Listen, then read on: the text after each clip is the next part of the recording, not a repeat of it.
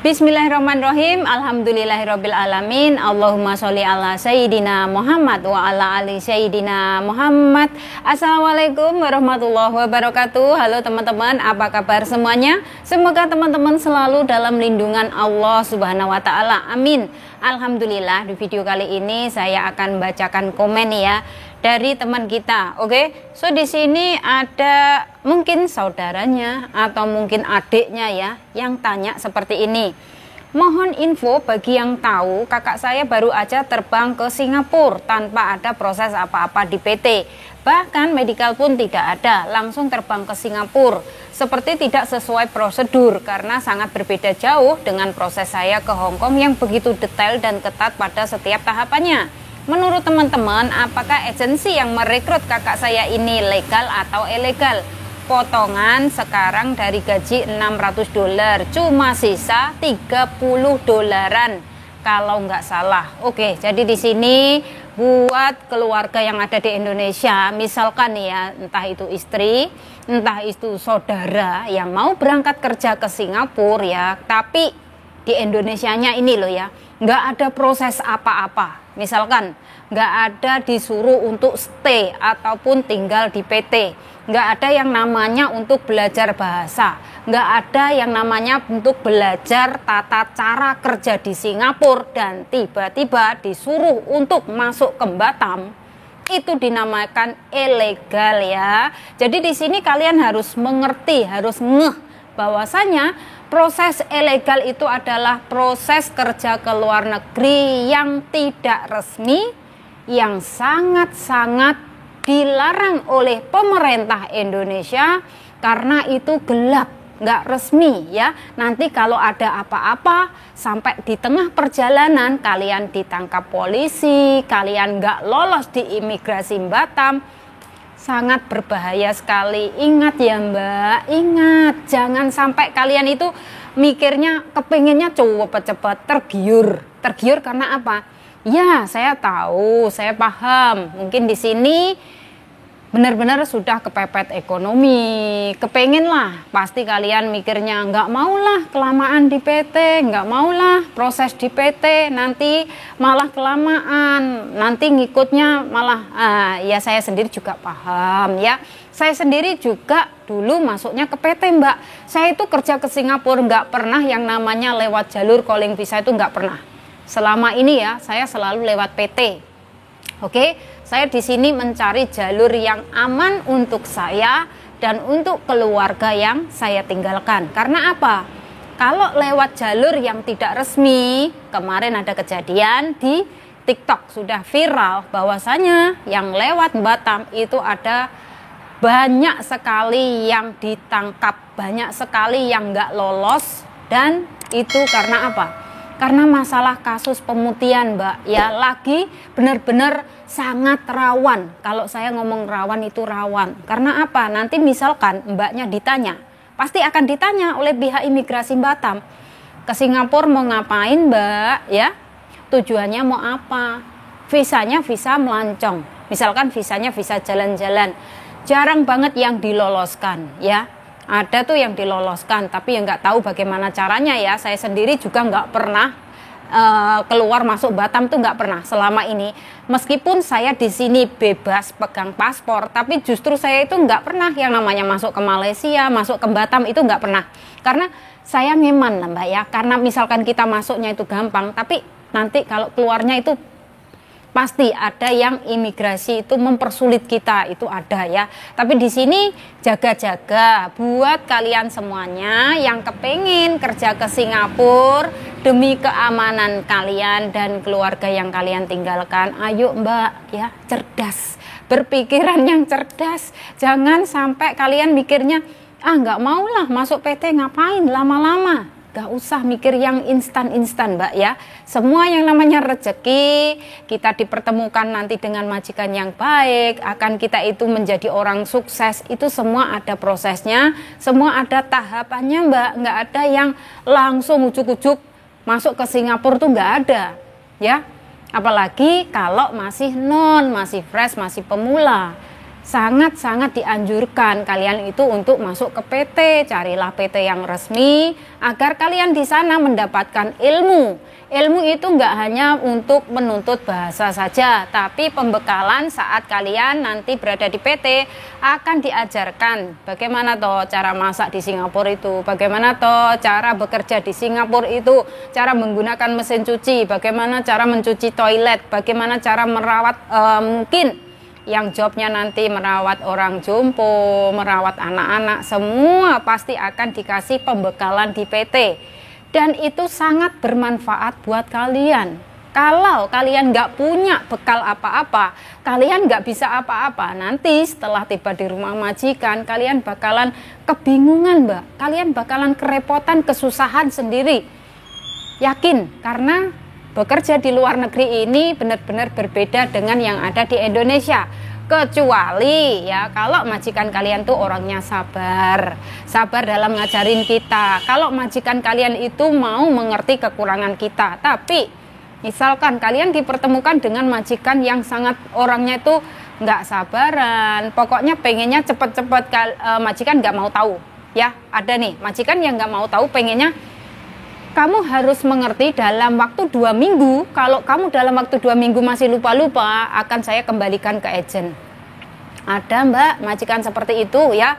Saya itu pernah dikayain gitu. Dalam waktu 1 bulan kamu di training, kok sampai kamu pekerjaan kamu nggak hafal kayak gitu ya. Akan majikan ngomong, akan saya kembalikan kamu ke agent. Karena saya di sini bayar kamu, saya nggak mau membuang-buang waktu kayak gitu. Karena apa Mbak? Majikan di Singapura ini pada umumnya semua sibuk dengan pekerjaannya yang ada di kantor. Jadi majikan berpikir kamu harus benar-benar cepat-cepat bisa beradaptasi dengan pekerjaan-pekerjaan. Kayak gitu loh Mbak ya. Jadi di sini memang benar banget ya.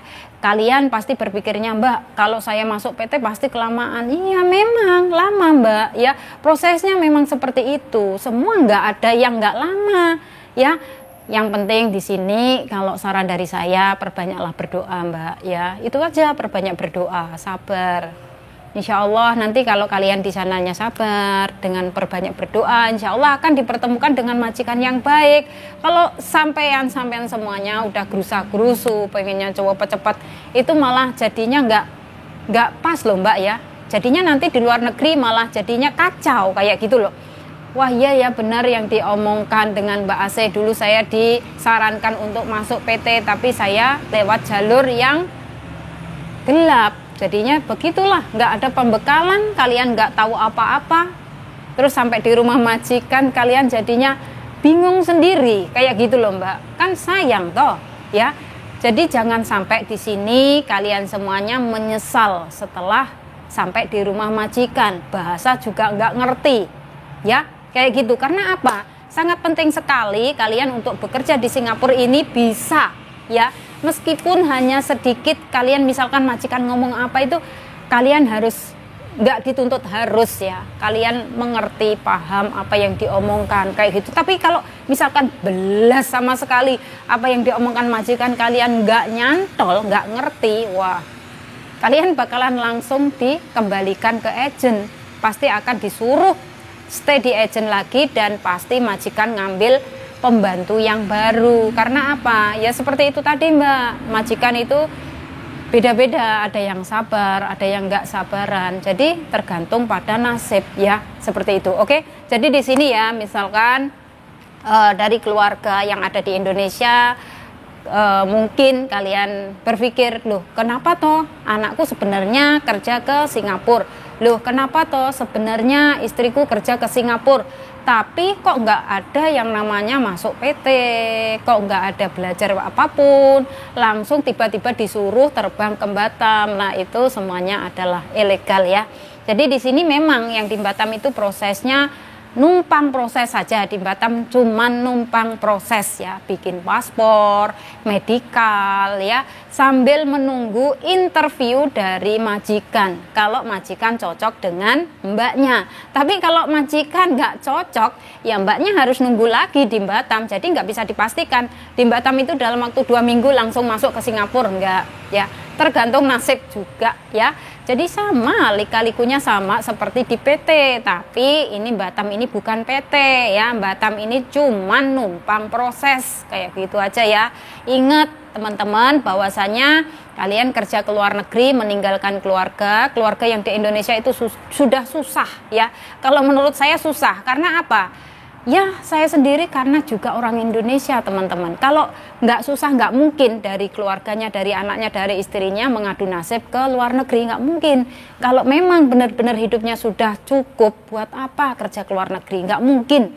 Orang kerja ke luar negeri ini bukanlah suatu pilihan, tapi adalah benar-benar kita itu terdesak ekonomi kayak gitu ya. Jadi di sini buat teman-teman semuanya, kalian harus benar-benar yang namanya kalau kepengen kerja ke Singapura ya lewatlah jalur yang resmi ya, masuk ke PT, cari PT yang resmi, cari informasi, mungkin kalau ada sponsor yang nawarin atau mungkin kenalan temen, siapa tahu Mbak dulu kamu lewat PT mana kayak gitu, tanya, cari info ya.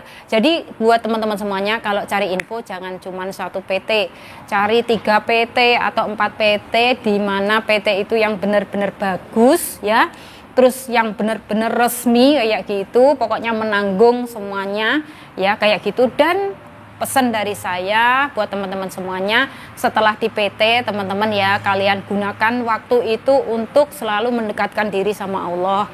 Jangan kebanyakan ngerumpi ya Mbak ya, saya sendiri juga tahu, paham bahwa di PT itu semuanya cewek-cewek, semuanya perempuan, pasti sukanya kesana kesini gerombol, ngerumpi, tapi semuanya itu nggak ada gunanya, semua nggak ada faedahnya ya. Yang penting kita perbanyak berdoa, minta sama Allah, semoga diberikan kemudahan, kelancaran, semoga dipertemukan dengan majikan yang baik, segera terbang ke Singapura. Karena apa?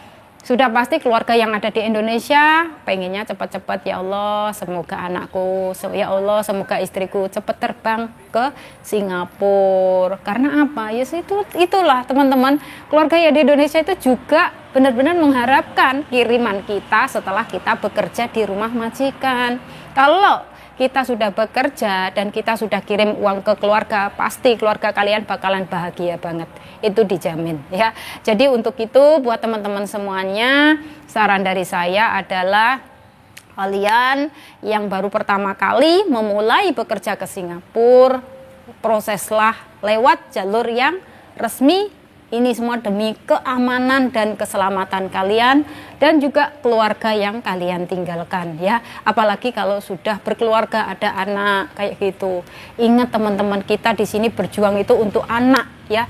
Ingat cari jalur yang resmi agar kita semuanya apa yang kita dapatkan, rezeki kita itu agar berkah. Kayak gitu loh teman-teman ya. Ibaratnya kita itu kalau mencari rezeki dari jalan yang benar-benar jalannya itu nggak gelap kayak gitu, insya Allah berkah. Oke teman-teman, yang penting satu, jangan sampai kalau di rumah majikan sedikit apapun jangan sampai kita mengambil atau ibaratnya mencuri. Itu nggak bakal membuat rezeki kita berkah, tapi malah menjadi musibah. Oke teman-teman, dan di sini nggak lupa juga saya selalu memberikan support serta dukungan buat teman-teman semuanya. Semoga diberikan kemudahan, kelancaran ya, dipertemukan dengan majikan yang baik dan semoga bisa finish kontrak. Amin. Oke, dan saya akhiri sampai di sini. Akhir kata, wassalamualaikum warahmatullahi wabarakatuh. See you on my next video. Bye bye.